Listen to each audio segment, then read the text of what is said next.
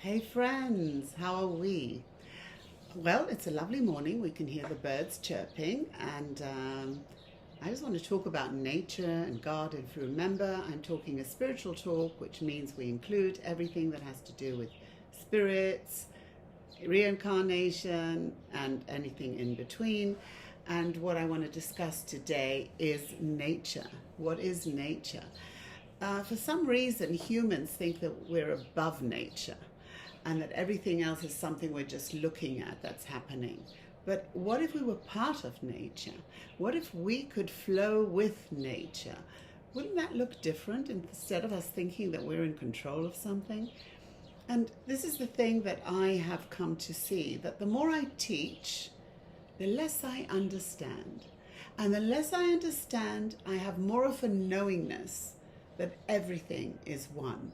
So I am listening to the bird, and if I'm listening to the bird, am I the bird? Because I'm the one giving attention to the bird. So the bird is in my existence, and that bird cannot be unless I am feeling it in my existence for me. So that means that actually we are each universes, we are each worlds. There is no competition. Everybody is about creating himself or herself. We're here on a discovery of who we are, and every single gift that you have, whether it's artistic or whether it's business or whatever it is, came with you. What if you knew that? What if you knew that everything you think you're learning is only reflecting knowledge that you already have within you? Wouldn't that make it easier? Wouldn't it make it easier to understand that we do not have to be like everyone else? Would it not make it easier for us to be in our natural state of being? And that's a space within that becomes you, and you are becoming all the time. And wouldn't that be easy to know that you don't have to run after anything, and all you've got to do is allow yourself to discover you. And then when you're in that space, you're impulsed into movement.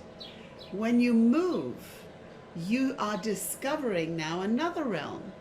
So, what happens first? What is the most fundamental thing that we need to know before creation? And creation is created through the silence. So, the first thing we need to know is to get silent, to stop the noise.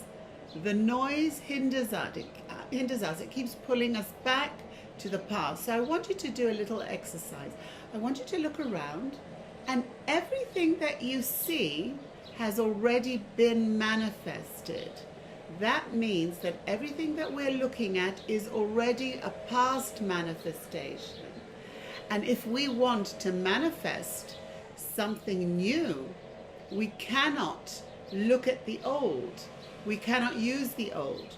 We have to be able to have silence in order to invite the new. And how do we do that? We meditate in a way that we know that all we're wanting to do is to align ourselves with God, universe, that space that is owning and has all the ideas that we would ever need. An idea comes from time and space that we cannot explain.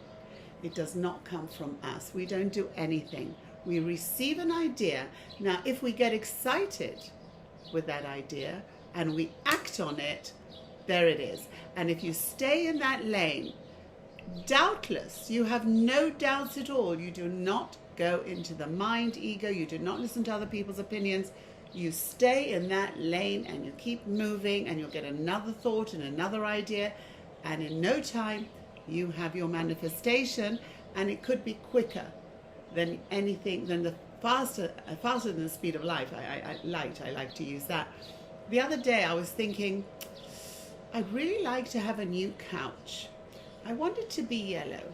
I felt it as if it already was. It was already in my existence. I could see it. I sit on it. I felt good about it. And I took myself out to the local market, and on the way there was a furniture shop. I'd forgotten all about it. And by the way, that's the trick. You must forget about it. You must let it go, and then the universe or God starts embroidering it for us. and I walk by a shop window, and in the window, the exact chair, the exact couch is there waiting for me. And I impulse to go into the shop, and the delivery guy who's discussing something with the owner is also there. Within an hour, that couch was in my home. And that's how it works. Stay in the lane of understanding that if you've got an idea, it already exists. Be faithful to the idea. Be doubtless. Don't go to the other side. If you hear the word but, trying, maybe, statistically, what are the odds? You know that's the mind trying to pull you back into your own survival mode. So stick it to your lane. Know what you want. And let me tell you a secret. When you feel good and you're owning things that you want and it makes you feel good, it is for the better good of all. That couch finance, the delivery man and the guy in the shop, everybody benefits from me having wanted that couch.